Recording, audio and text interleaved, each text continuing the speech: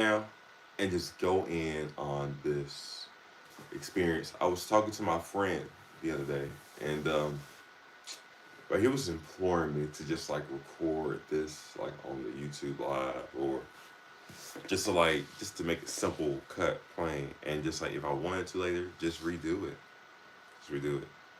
But until then, just spit it out, and just get it out there.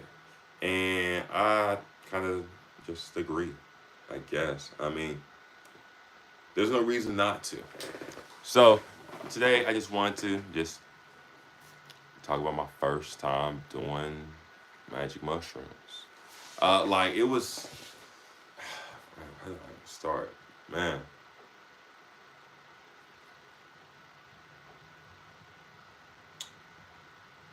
I remember looking so long for some mushrooms.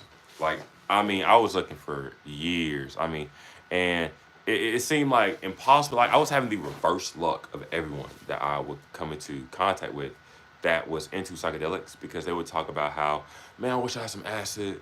I really miss LSD, blah blah blah. Or they'll say something like, man, it's so hard. LSD is like one of the hardest things to find, blah blah blah. And I'm just like, man, that is not the case, because I got like a handful, like this. That's all I have. I wish I had mushrooms. I just want to try them. Wish I had some DMT. It's not easy to find at all. But you know what is easy to have? Acid on deck every single day.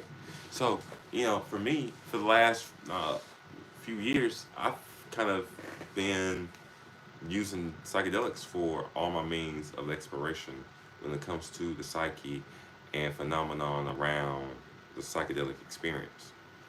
Um, but with this first, you know, ever mushroom experience I had, after like 4 years into my psychedelic escapade, I I was just, bro, I was like a schoolgirl. Like, honest to God, like, I remember finally finding a guy that could, like, get me some mushrooms. Well, I really didn't come to him for the mushrooms. I asked him for the spores, because I said, bump it. I'm not finna waste my time with, like, yo, this person, that person. This guy is literally a scam. This other guy is like, I don't know. I can't trust anyone at all. And I feel like mine just grow. Like Jesus Christ, they grow outside. They grow on toilet paper, for Christ's sake. How hard is it to just grow mushrooms? I don't have to do anything. See the spores? Just throw them out there and just watch them. Like it's nature, right? Like let it do this thing, right? Just put it in this right habitat and just let it do the thing, right? Like nature, just come back whenever. And there goes magic mushrooms. I mean, they're already everywhere. So like, but just so I know, these are the ones I placed here. Uh, but like, no. Instead of, you know, giving me the spores, he gave me the spores. But not only did he give me the spores, he gave me the mushrooms. And when I tell you that I said, fuck them spores, I'm like, yo, hey, fuck the spores. I got the real deal right here in my hand right now. I don't have to do anything else but take them. My girlfriend was dying to tell, like, yo, just take 1 gram. Take 1 gram. Please. I looked at her. I'm like, yo, come on. Come on. You're talking to me here, the man here. 4 years in. 4 years in, the craziest acid trips you ever hear in your life. The craziest acid trips you ever hear in your life. It's me, bro. Come on, I got this. I take 3.5 grams, well, 3.8 grams on scale. The scale was off by like 3 to 4. So I say 3.5 to 3.4, really, in actuality. Take about 3.4 to 3.5 grams of mushrooms. And, brother, one of the first things that happen is like, I mean, they're kicking in. They're, I see, like, he gives me a bag of golden teachers, and he gives me a bag of peacocks. You know what I'm saying? And they're like, there's some. penis envy mixed with like golden teacher or something like that. So I'm just like, cool. Let's set the peacock first. Like, you know, feel adventurous today. You know what I'm saying? Like, if we're going big, let's go big here. Let's like penis envy. Let's go. Let's go. So like, damn, like I might just take the live and just like edit the video because like I want to show the picture of me eating my. I was like, I was all giddy as fuck, like excited getting those mushrooms. So I'm eating them, and I'm like it's like an hour in, and like one of the first things like I'm experiencing is, bro, I am just I'm laying down in my room. I'm saying I lock myself in the room because I'm afraid of. This is my first time doing mushrooms. I'm afraid of having like a bad reaction or something to it. So I lock myself off in my room, and I'm just there. I'm chilling, and I'm closing my eyes. I'm covering my eyes. I'm thinking, like I'm meditating almost in a way, but like the mushrooms is like they're getting stronger. So I'm like, oh man, just like I'm like nodding off. I'm just like waxing and waning, and then I see this tree. And this tree is like not even a quarter, like 15% of the tree, left side of the tree, is like lit up. It's like a blue lit up tree, like a blue sigil of a tree, and like 50% of the tree and its branches light up. And I look down into the tree branches, and I see my past. I see my past like LSD experiences, and like almost like a skill tree. You know what I'm saying? Or like a history tree. You know. And I look at these and I'm like, it's like I'm pulling something out of the tree, like some type of power essence out of the tree. And it's like I'm formulating,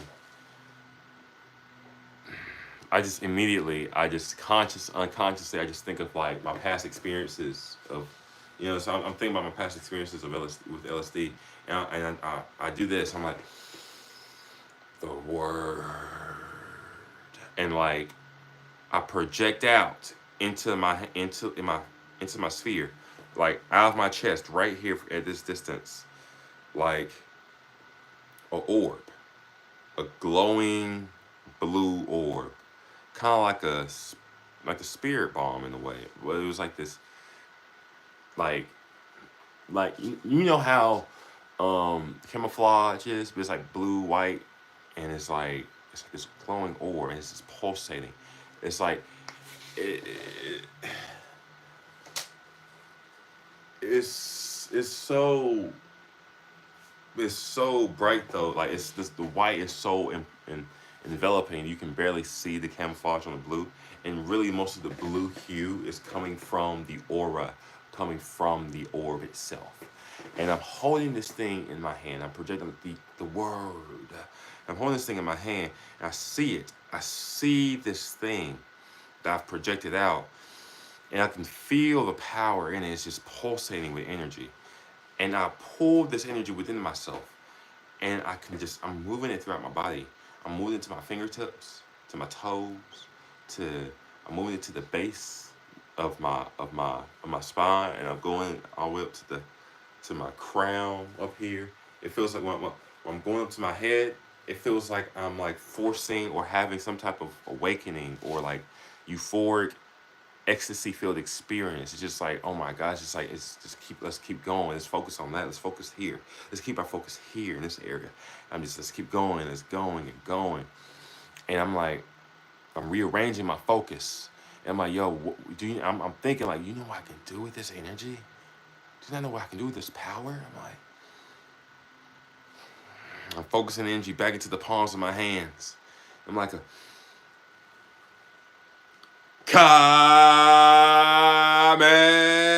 I'm like full blown. Like the energy is just like there. I'm like, yo, I'm finna put this whole building on his ass, brother. Like, yo, I'm finna spaz out. I'm finna go off. I'm about to blow the top off of this mother. See, I'm about to. So I'm like charging up my Kamehameha blast. I'm like Kamehameha. Like I do a slow charge. I'm like Kamehameha. And I can feel as I'm charging it up, it's like pulsating out of my hands, and I'm getting giddish. I'm like, oh my god. Oh my god. I'm giggling like a schoolgirl. Like, I'm like, I'm finna, boy, I'm finna say it out. Boy, I'm about to rip my shirt. I'm like, let go fuck with me.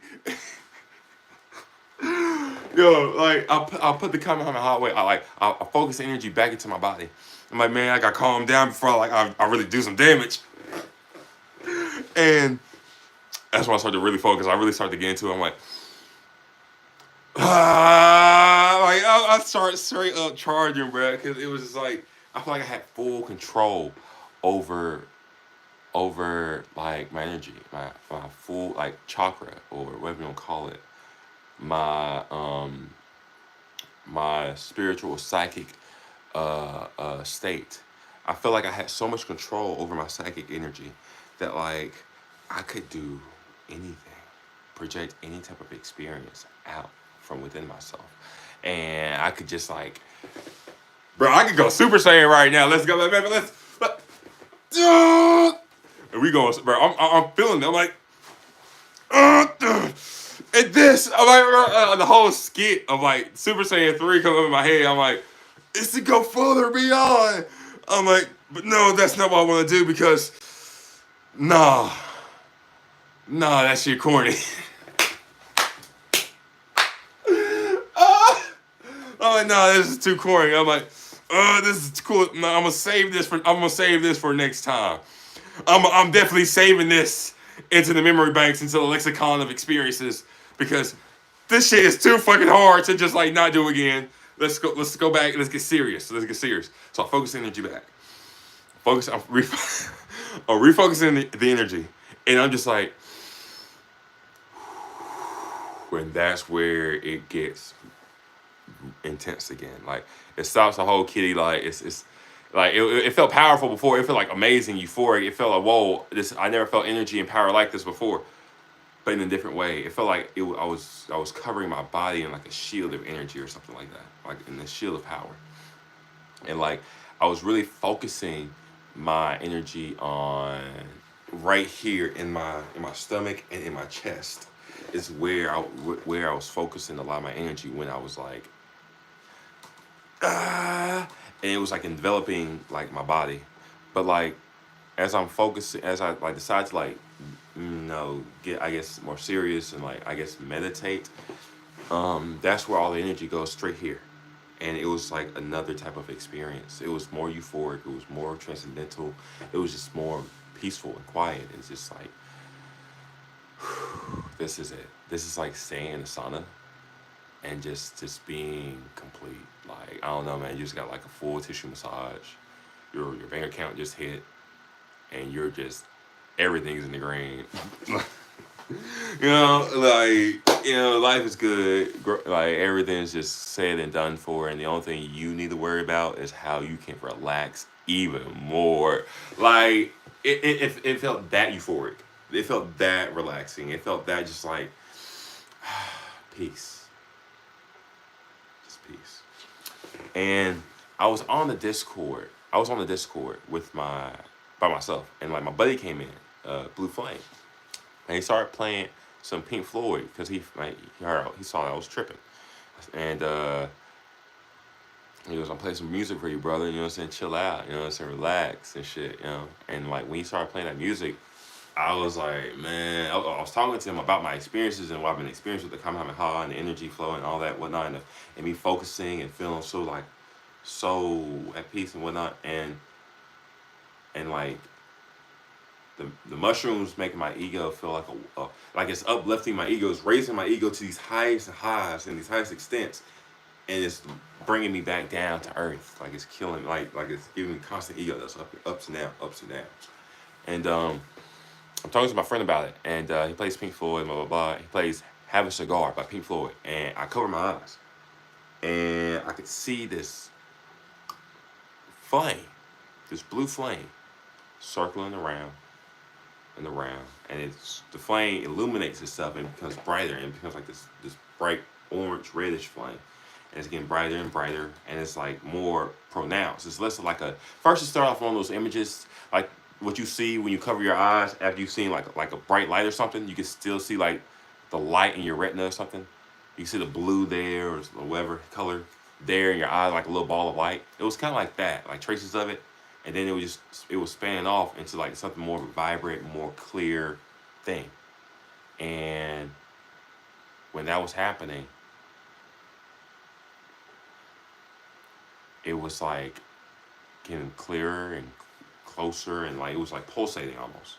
It was pulsating, like it was breathing, and eventually got to the point where it centered into my vision, and it exploded, and it was like the sun with the all-seeing eye right there on it, and at the base of the sun was this tube, or like this pipe like thing, and on the pipe it was like rainbow stripped, and it had these different types of colors, like from pastel to neon, and primaries to like orange and grays and all every color you can imagine. It was on this thing, and I look into the layers of the color. I'm looking in the layer of of color, and in the layers of colors, I see different characters. Like in red, I see Kali Ma. In green, I see like uh, uh, uh, the guy with the arrows, steal from the rich, take from the poor. Name escapes me. Jesus, how? I see the Pied Piper. I see Little Red Riding Hood. I see all these types of archetypes in the theme of whatever color that they're in, the color theme that they're in, like a sphere, whatever. And I'm seeing this as the pole is like elongating or going up, wherever. And like I'm just so amazed because like I read about an experience like this in Carl Gustav Jung's The Archetypes and the Collective Unconscious, where he talks about an experience that a patient or like a schizophrenic patient had, where he's looking outside and he sees the sun, and the sun has a phallus, like it has a phallus, and it's spewing out, it's blowing wind to and fro, back and forward, like wherever the sun points its phallus, that's where the wind blows. You know what I'm saying?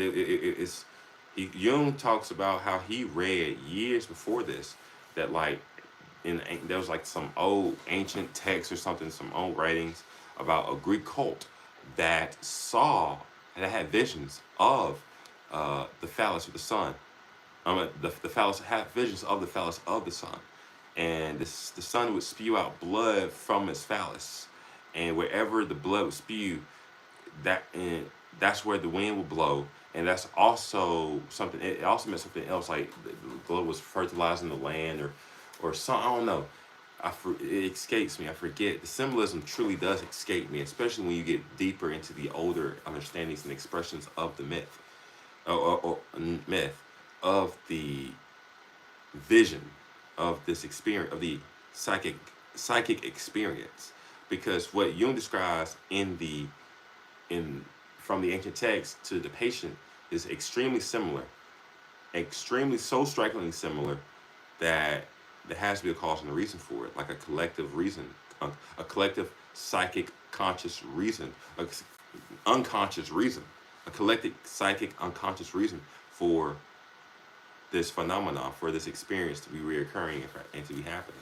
And for me, when I'm seeing this experience, my own version of the phallus of the sun, I take this as like, I don't know, I guess just as is, like my own version of this experience, because I can't really say for sure if these guys actually didn't see a penis attached to a sun that was spewing out blood. Who's to say it was that literal or more metaphorical because of the language they used? You know what I'm saying? They used the Greek word for phallus, not for penis. So I don't know. I don't know. What I do know is that after this experience, I'm just shook. I'm like, whoa.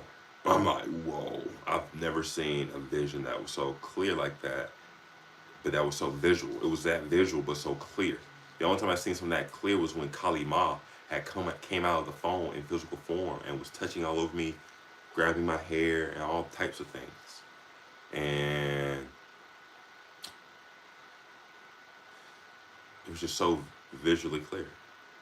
And I remember at that moment, my consciousness changed. It was like I split into two. and there was two me's. It was like the me that's here that's talking to you guys right now, and there was another me that was talking to the me that's like talking to you guys.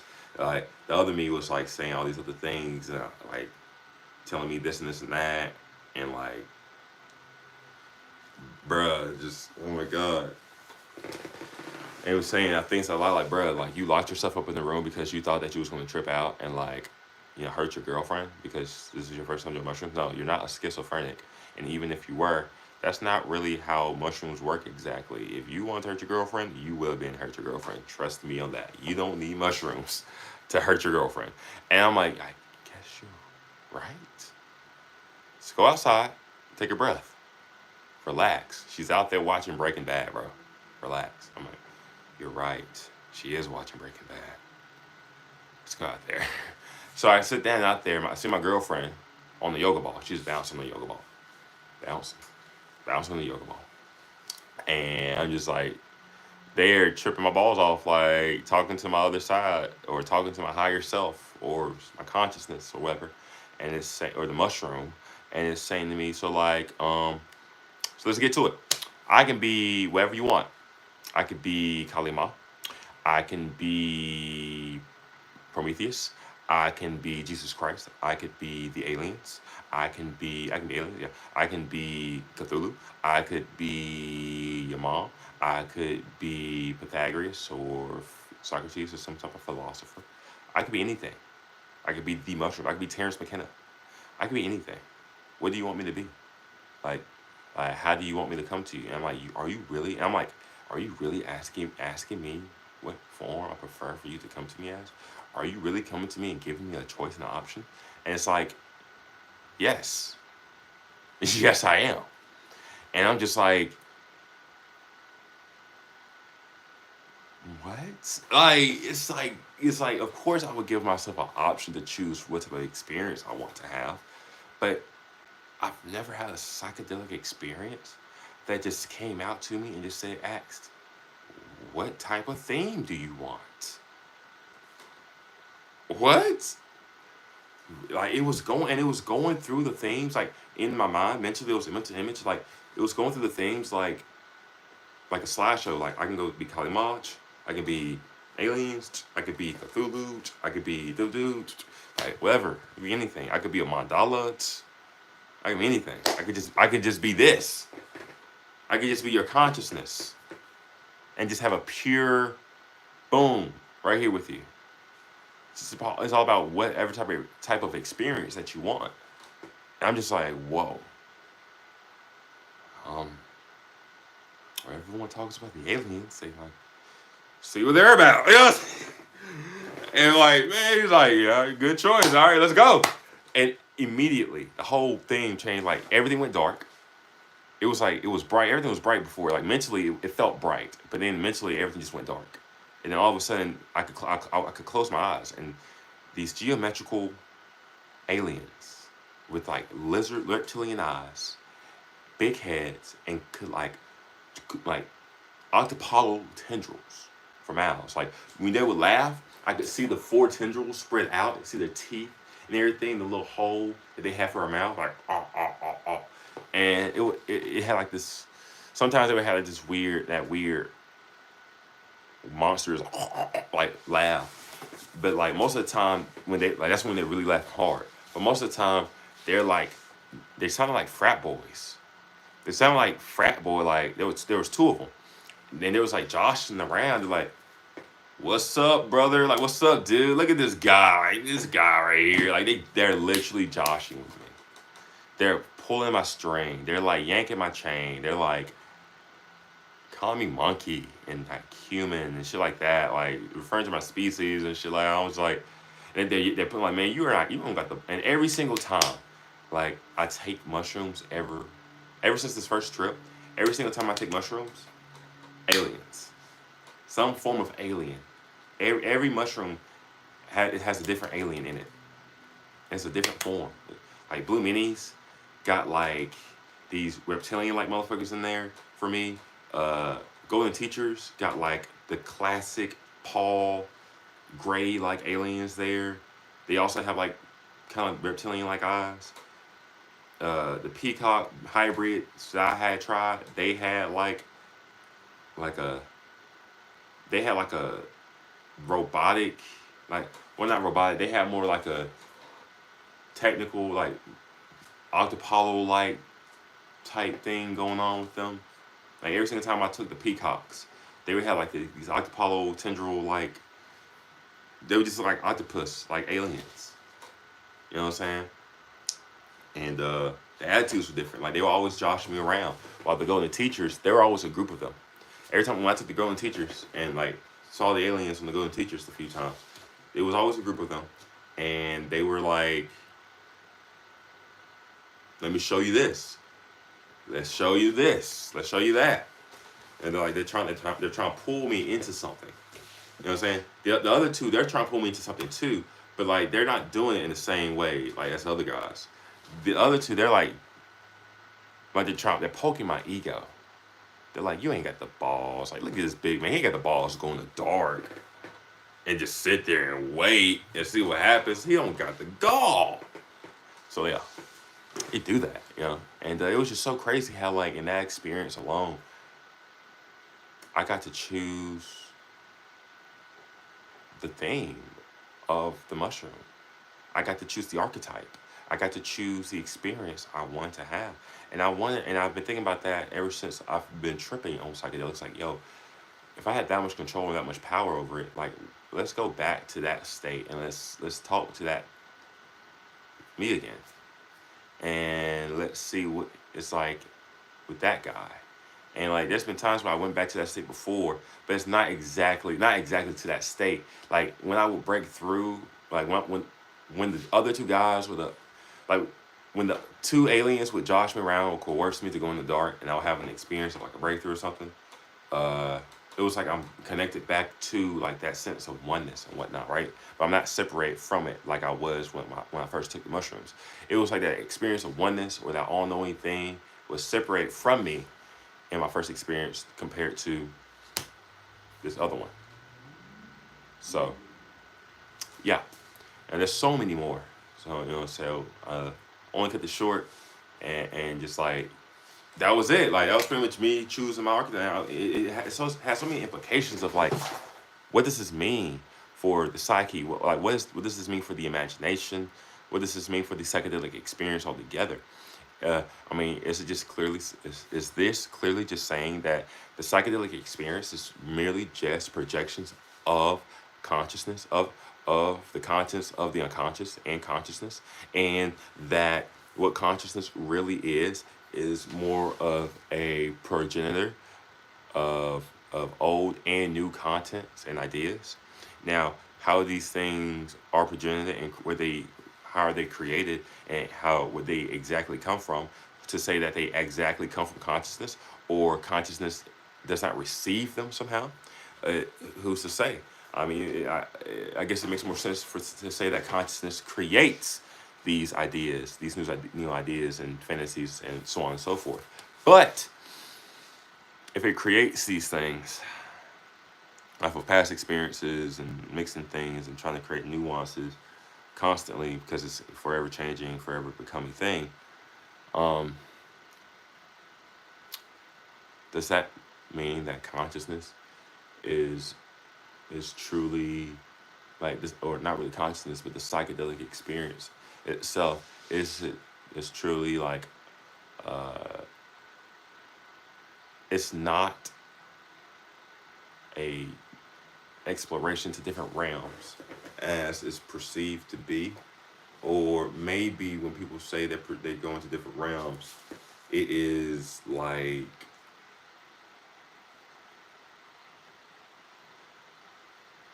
it's perceived by other people in a more literal way than what it actually is. But all because it's less literal doesn't mean it's less real. I mean, if I could live lifetimes within a psychedelic experience, who's to say that anything about that experience didn't mean anything or was worthless or uh, wasn't real? Especially if I experienced it and felt it as such. and couldn't distinguish from it. So when we know that everything that we experience itself is a projection and is a projection of consciousness, of our consciousness itself. When we know that, how could we trust our own reality? And if we can't trust our own reality to what is really true, what is real, I mean, no one can actually truly say what is real, truly objectively, other than the shared, like,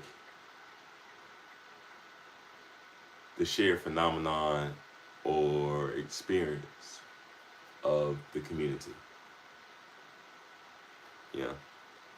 Like, phenomenon like, I know 2 plus 2 is 4. That's universal. Even though those aren't real concepts. It's a universal thing that that we understand. But it's all like,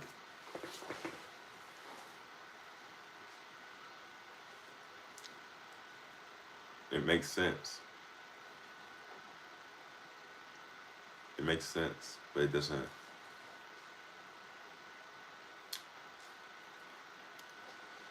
It makes sense, but when you're constantly when you're in a space that is filled with things that's not supposed to make sense, and you're in a space where things exist where they're not supposed to exist, how come something comes from nothing? And that singularity, we can say, or we can say that wherever that something is that came into being, or that was the something that is the source of all things, of everything. If there is a source of all things, there has to be that thing. Wherever that thing is,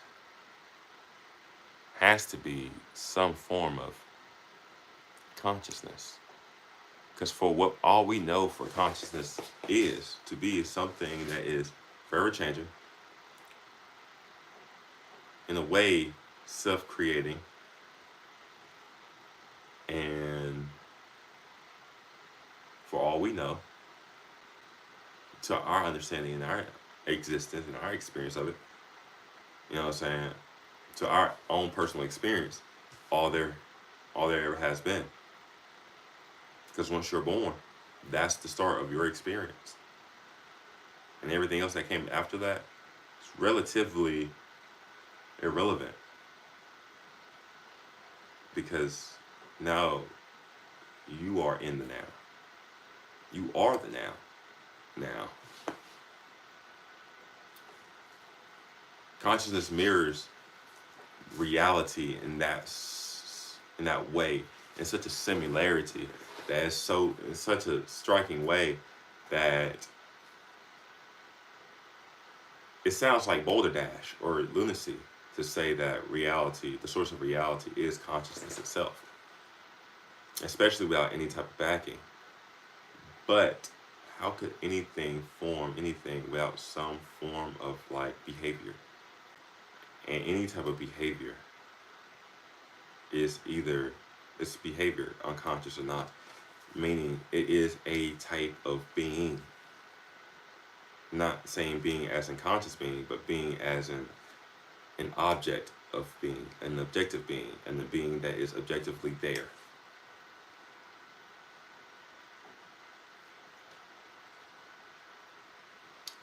I don't know.